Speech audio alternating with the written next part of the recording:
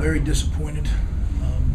Disappointed for our players, disappointed for our fans, disappointed for Rutgers University and for the state of New Jersey. We had an opportunity to do something special today. Unfortunately, it just was not our day. Very proud of our team, the way they continued to fight when it seemed like just about everything that could go wrong did go wrong. That's the way life is. How you respond to it is what makes the kind of man you are. So that's how we ended up 8-4. That's our record. That's the year. We had a bowl game and try to make it 9-4. Answer any questions I can. Greg, any guesses on why you struggled so early? Yeah, turned the ball over 3 times. There's no need to guess. You know, you ask it, is there any reason why we turned the ball over? I don't know the answer to that. You know, running game, we've been very good with fumbles. We fumble the ball on the same play. We lose our tailback. You know, he's missing for a quarter or so. The interception, the first one, we sailed it a little bit. No, I can't tell you all the reasons why yet. We'll get to the bottom of it. You're not going to win when you. And we turned it over 6 times at the end, some of them. But I mean, at the end, you know, we turned over 4 times in the game. It's awful hard to win. Greg, you seemed pleased with what you got out of practice this week. Do you have an explanation for there was a lack of focus, I guess that's fair to say, with all the, you know, the mental mistakes that were made. Do you have any sense of that? Well, I'm not sure you can just classify things as mental mistakes. I mean, how do you know it's a mental mistake or it's a physical error? I don't, you know, I can't judge that. Like in the false starts? Well, if you look at the half was 0 penalties. Rutgers had 0 penalties in the first half. So I don't think that it's a mental thing. Second half we had some penalties, movement things. But my point is I don't know if it's mental mistakes or physical mistakes. You know, you know, when a guy's in a pile up and someone gets the ball out, I'm not sure that's mental. You know, the turnover stuff. Defensively, I'm anxious to watch the tape because regardless of if you put on a short field or not, you got to make him at least kick a field goal. That's where I felt, you know, we could have hung in the game better. I mean, we're only down 2 scores at the half. I mean, we've come back from much bigger deficit than that. But we needed to play better on defense in a day when we turned the ball over, and we didn't. So, like I said, collectively, and then the kicker was the special teams. You know, all year we've been pretty good, and then you know we clearly got our rear ends tattooed in the kicking game, special teams. So, it's all 3 phases. What could go wrong went wrong. I don't know if I'm ready to chalk it up to mental or physical or probably, as always, a combination of both.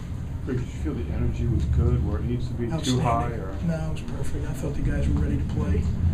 They did a great job of focusing on it, but not being tight, but not being loose. You know, again, when Bear Bryant can't figure out if his teams are ready, you know, who am I to think I can? I think they did a great job in their preparation for whatever reason. It just, you know, part of it's coaching. Obviously, they outcoached us, they outplayed us.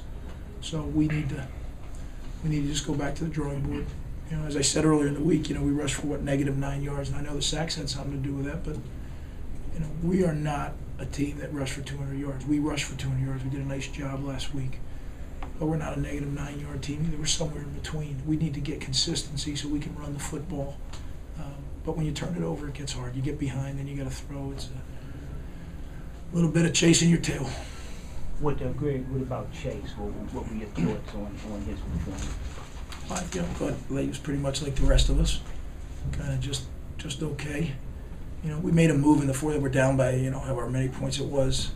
They said, let's try it. Nothing to lose. You know, Big East championship's on the line. What are we going to go to bed with our timeouts or another quarterback on the bench? Let's let it fly. And I don't know. I don't think it was Chase's. None of this was Chase's fault. It was a collective team and coaching staff. We didn't do a good enough job.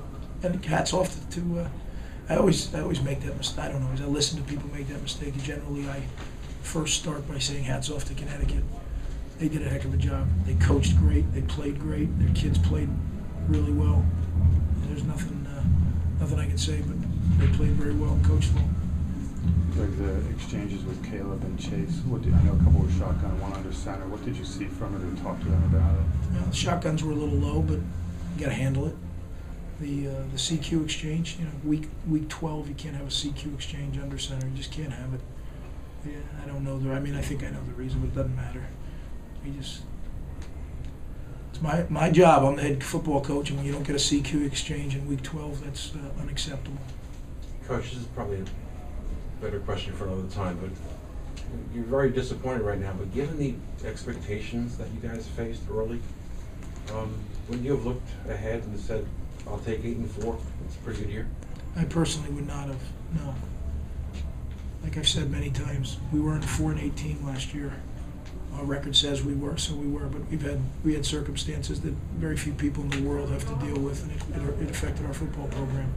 This year, I don't know what we are, I don't know if we're an 8-4 team, or we're, our record says we are, so that's what we are, but we're a work in progress, We got some good players and some good coaches, and we just got to keep working at it. It's frustrating right now, yeah, no doubt. Greg, you haven't been out of the game all year. You think this was a cumulative effect of all of playing 10 consecutive weeks? And it just seemed to unravel in a lot of phases. I don't know. I mean, that would be the easy excuse to make. We played 10 straight weeks, and the guys are exhausted, and we looked a little tired. Going to the game, you don't have DC, you don't have Timmy Wright. Timmy Wright tried to go. He's been hampered by injuries, the last couple of weeks, and has been going.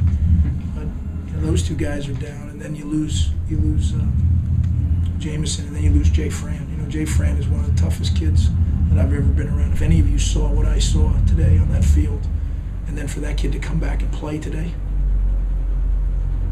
unheard of. I mean, that's why it hurts so much, because I really wanted it for those seniors that have been through so much and led this program. They led this program through most people in the world never have to go through what they went through, ever. And they led these kids through it. They led their teammates through it. That's why I'm just so disappointed in myself and our program, because I wanted to send them out with a share of that championship.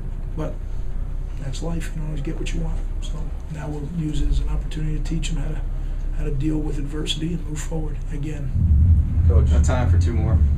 Coach, was this loss more disappointing than your loss to West Virginia in 2006 for the championship? I don't get into ranking my disappointments. I don't know. It's awful disappointing right now, because I got punched in the stomach about 50 times.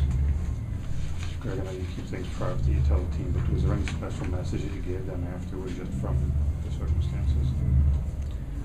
Brian, I'm in this to educate young people. Otherwise, I'd be coaching somewhere else, right? And as much as it hurts me right now, it ain't about me, and I use it as an opportunity to teach our team, hopefully, for the future, not only for their football future, because some of the guys in there will never play another down. Sometimes in life, things don't go your way. You got an opportunity to do something about it. That's what we're going to do. That's what Rutgers football is going to do. Thank you.